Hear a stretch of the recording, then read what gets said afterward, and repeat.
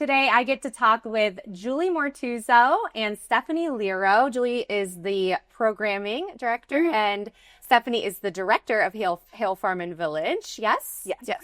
And I'm really excited to talk about the Maple Sugar Festival that's coming up. But we may have someone watching that's never even heard of Hale Farm and Village. So Stephanie, could you just give us like the 30-second version of what you guys are? 30 seconds. Yes, a minute. So we're a historic village, Yes. and we focus on the 19th century. And so we have 32 historic structures. Half of those are actually Hale-built structures, too. So the Hale family came over from Connecticut in 1810, settled here 1956. Clarabelle Ritchie, the third great-granddaughter of Jonathan Hale, donated the property to West Reserve Historical Society to be used as a living history museum, which is what we use today. Which is so fun. And look at how great you did with that 30-second version. Oh, yeah, that was, you got it down. That was You got it down. impressive. Julie, share with us about the Maple Sugar Festival. It's coming up the next 3 weekends. Yes. And I want to know a little bit about it. Yeah, so if you're familiar with Maple Sugar Festival, we actually extended it 1 weekend this year. So it's going to be the 8th, 9th, 15th, and 16th, and then the 22nd and 23rd from 10 to 3 at Hale Farm. So we have a pancake breakfast associated with it, sponsored by Acme. And then we partner with Trail Light Farms, and we have our sugar house open for the only time it's open during the year is during Maple Sugar Festival. We have tree tapping happening in our sugar bush, and then First Settlement and our sugar camp are all over there as well. So it's a hub of activity with those draft horses going through. Okay, so tell me a little bit about the Sugar House. I'd never even heard of a Sugar House.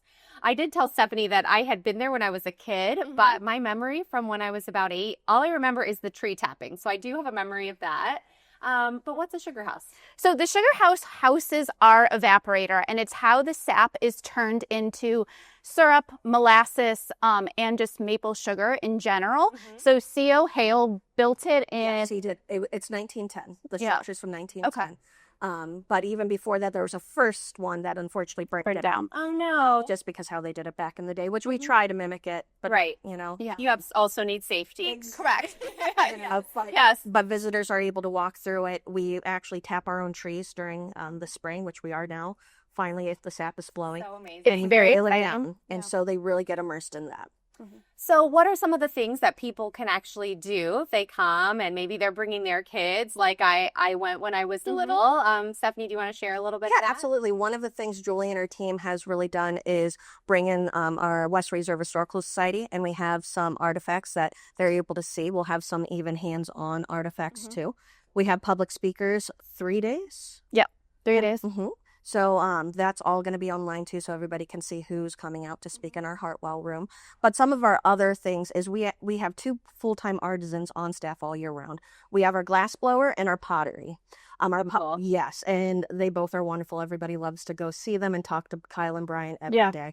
But on top of those, our favorite, everyone loves our livestock. So we have 2 oxen, 6 sheep, and 9 chickens. And so we brought little stuffed animals, Bert and Eddie. Yeah. So they're able to see them on top of the draft horses. We'll have them in the village too. That's amazing. So people can go and see the animals. They can visit the glass blower. They visit the pottery person. I am like a pottery fanatic. I love beautiful pottery. So I'm just looking at those and that looks amazing to me.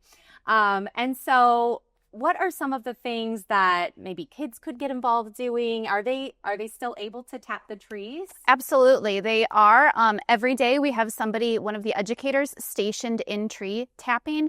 So they'll be there helping kids see what it's all about. I got to tap trees for the first time this year. Yay!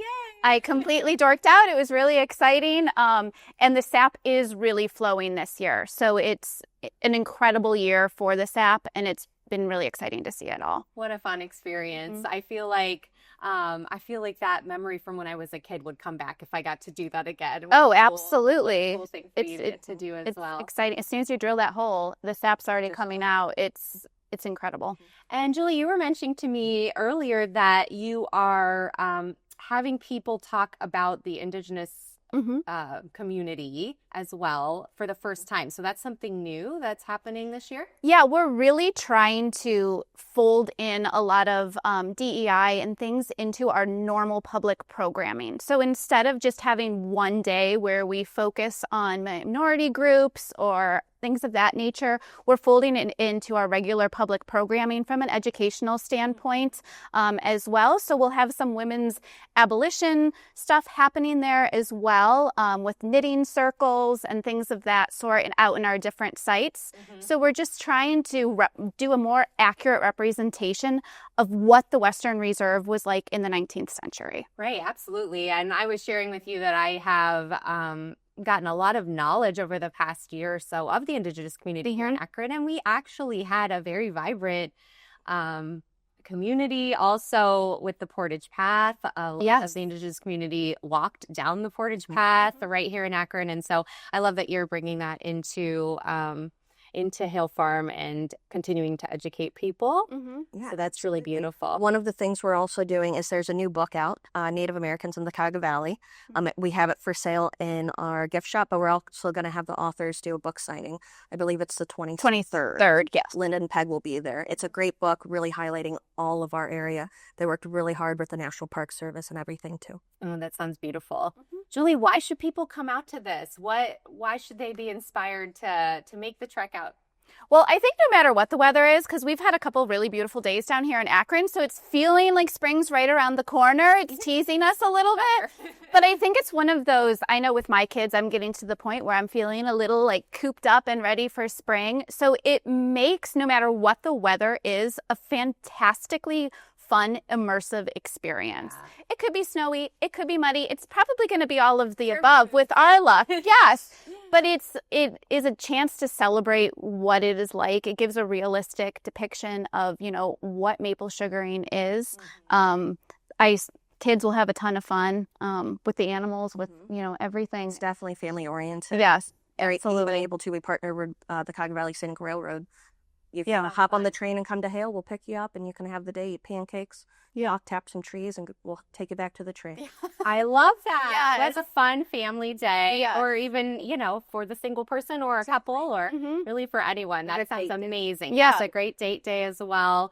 Why would you say that people should come out to the Maple Sugar Festival? Because we are a unique area in the valley. Hale has a soul, no matter when you walk in. So, and we want to continue with that. Yeah, I think it's really wonderful anytime that you can take history and make it accessible and fun for people to come and learn too. And I see that in what you guys are doing. And so that's really wonderful. It makes people want to learn about what's going on. And so thank you for providing that for our community. Yeah.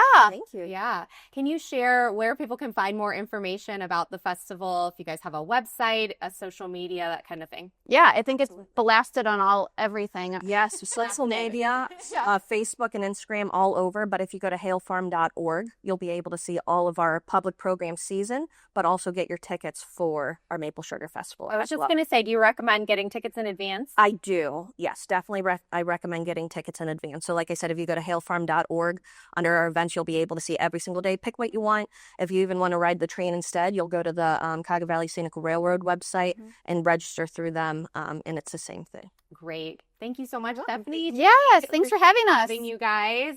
Really looking forward to the Maple Sugar Festival. I'm hoping to bring my own family out and reminisce. Oh, absolutely. You'll have to come see our four-legged friends. Oh my gosh.